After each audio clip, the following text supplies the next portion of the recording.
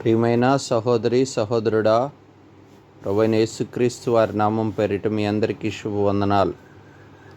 మరి యొక్క శ్రేష్టమైన దినమును ప్రభు మనకు అనుగ్రహించినందుకై ఆయనకు మహిమ కలుగునుగాక.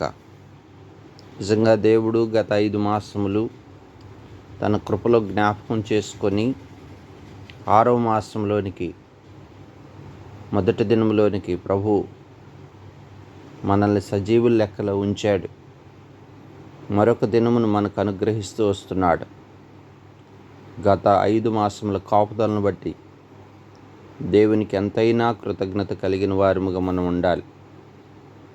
ఈ దినకాలం వాక్య ధ్యానంలో 1 కొరింథీయులకు రాసిన పత్రిక 6వ అధ్యాయం 20వ వచనాన్ని మనం ధ్యానాంశముగా తీసుకుందాం.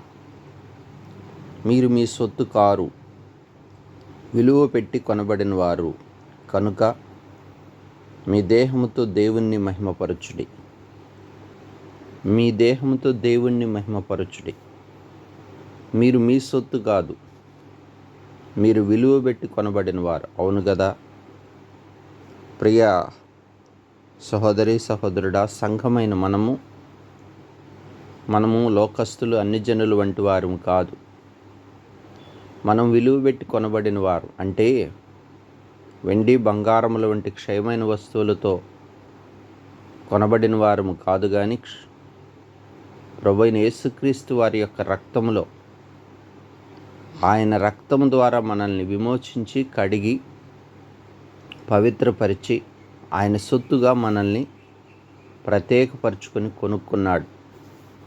అంటే విలువైనది అనగా శ్రేష్టమైన తన ప్రోక్షణ రక్తం కింద మనల్ని విడుదల దయచేశాడు.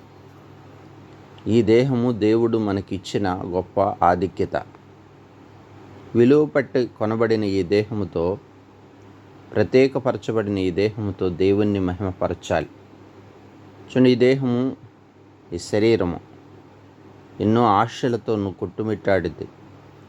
అవును, ఈ దేహముతో రక్షించబడిన తర్వాత అనగా పరిశుద్ధాత్మ చేత ముద్రించబడిన తర్వాత ఈ దేహము పరిశుద్ధాత్మకు ఆలయమై ఉండగా ఈ దేహంతో మనము జారత్వమునకు, బలహీనతలకు గురి కాకూడదు. ఇంకనూ పాపము చేయటానికి దేహాన్ని మనం పురికొల్పకూడదు.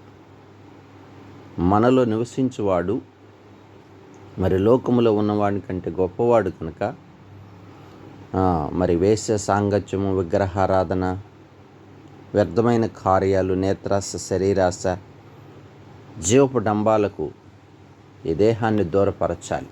అవును కదా, తినుటకు త్రాగుటకు మనము లేచేవారముగా, అల్లరితో ఆట పాటలకు కూడుకునేవారముగా మనం ఉండకూడదు. ఈ దేహము దేవునికి ఆలయమై ఉన్నారని మీరు ఎరుగరా? అవును కదా, విలువబెట్టి కొనబడిన దేహము, పరిశుద్ధాత్మకు నిలయమైన దేహము, అవును ఆలయమైన దేహం. ఈ దేహము మనకి దేవుడిచ్చిన ఆయుష్కాలమును బట్టి దేహముతో దేవుణ్ణి మహిమపరచాలి. దేవునికి మహిమ తీసుకురావాలి ఈ దేహంతో. అవును కదా, పౌలును మనం చూస్తాం. ఒకప్పుడు ఆ దేహంతో ఎన్నో చెడ్డ కార్యాలు జరిగించిన వాడిగా ఉన్నాడు, క్రూరత్వం కలిగిన వాడుగా ఉన్నాడు, హింసకుడు, దోషకుడుగా ఉన్నాడు, హానికరుడుగా ఉన్నాడు. ఎప్పుడైతే ప్రభువు దమస్కులో పౌలును దర్శించాడో, తన జీవితంలో ఆ దేహాన్ని దేవుడు ముట్టినప్పుడు, వెలుగు తన మీద ప్రకాశింపజేసినప్పుడు, ఆ దేహమంతా ముట్టబడినప్పుడు చూడండి, ఆ దేహంలోనికి పరిశుద్ధాత్మ నింపుదల వచ్చింది, పశ్చాత్తాప మనస్సు వచ్చింది. ఇక తన దేహంతో ప్రయాసపడ్డాడు, తన దేహాన్ని నలగొట్టుకున్నాడు. దేవుని మహిమార్థమై ఆ దేహాన్ని కలిగిన దేహంగా చేసుకున్నాడు.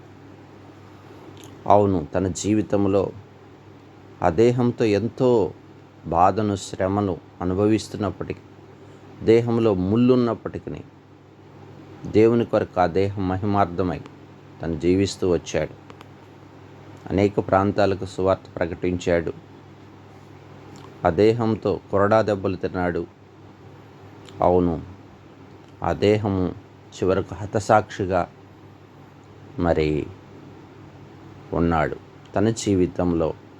అలాగూ తన దేహాన్ని దేవుని మహిమార్థమై తన ప్రయాణాన్ని కొనసాగించాడు. నీ నా జీవితంలో ప్రభు ఇచ్చిన ఈ దేహంతో దేవునికి మహిమకరమైన జీవితం కలిగి ఉండాలి. హానికరమైన పాపము జోలికి, ఆ శరీరాశలకు ఈ దేహమునకు అప్పగించకూడదు. జారత్వం, విగ్రహారాధన, అనేకమైన బలహీనతలకు మనం గురి కాకూడదు. ఈ దేహంతో ప్రార్థించేవారముగాను, ఈ దేహంతో పరిచర్య చేసేవారముగాను, ఈ దేహంతోనే ప్రభువుకి మహిమ తెచ్చేవారముగాను, ఈ దేహములో నివసిస్తున్నటువంటి పరిశుద్ధాత్మని సంతోషపెట్టేవారముగాను, అవును, మన ఆధ్యాత్మిక జీవితం ఉండాలి. ఈ దేహాన్ని మనం పరిశుద్ధపరుచుకొని ఆత్మీయంగా ముందు కొనసాగుతూ విలువ పెట్టి కొనబడిన ఈ దేహంతో దేవుని మహిమపరిచే వారిగా ఉండాలని దేవుని ఆశ. ప్రియుడా, నీ దేహముతో నువ్వు ఏ కార్యాలు చేస్తున్నావు? శరీరాశలకు లోబడుతున్నావా? దేవుని స్తుతిస్తున్నావా? ఈ దేహంతో ప్రార్థనా జీవితం, దేవుని నామాన్ని ఘనపరిచి దేవుని మహిమపరిచే జీవితం, దేహం కలిగి ఉంటున్నావా? అవునా? ఇదిగో నీ పాదములు సుందరములుగా చేసుకుంటున్నావా? స్వార్థ ప్రకటించగలుగుతున్నావా? అనేక విషయాల్లో ఈ దేహం లోబరిచి దేవునికి మహిమ తీసుకురావచ్చేవాడిగా ఉండగలుగుతున్నావా? ఒకవేళ బలహీనంగా ఉంటే ఈ ఉదయకాలం సరిదిద్దుకో. 5 మాసములు ఈ దేహాన్ని దేవుడు కాపాడాడు. 6వ మాసంలోకి వచ్చాం. ప్రభు సహాయాన్ని కోరుకుందాం. పరిశుద్ధుడా, ప్రేమ కలిగిన తండ్రి, అవునయ్యా, ఈ దేహము విలువ పెట్టి కొనబడింది. మేము మా సొత్తు కాదు. అవునయ్యా, ఈ దేహంతో నిన్ను మహిమ పరిచేతిగా ఉండాలి. మా పితరుడు పౌలైతే అలాగూ నలగొట్టుకొని దేహంతో నిన్ను మహిమపరుస్తూ వచ్చాడు. నా ఆధ్యాత్మిక జీవితంలో నిన్ను మహిమపరిచే అనుభవం మాకు దయచేయండి. ఈ దేహంలో పరిశుద్ధాత్మకు నింపుదల నుంచుము. ఎలాంటి శరీర కార్యాలకు మేము బలహీనపడకుండా, అవును, ఆ శరీరం అనగా సంఘమునకు సాదృశ్యంగా మా దేహం, సంఘమైన మేము శిరస్సుకు లోబడే అనుభవం మాకు నేర్పిస్తురండి. సహాయం చేయము. నీ మహిమార్థమై అయ్యా జీవించే దేహముగా మమ్మల్ని చేయండి. అట్టి సార్వత్రిక సంఘములో ఆత్మీయతలో మెలకుతో ముందు కొనసాగే కృప దయచేయం.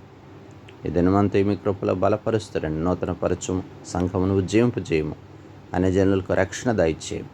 యవన కాలబిడ్డల భవిష్యత్తును దీవిస్తారండి. వ్యాధిగ్రస్తులను స్వస్థపరిచి మీ నామానికి మహిమ తెచ్చుకొనమని యేసు నామమున ప్రార్థిస్తున్నాం తండ్రి. ఆమేన్.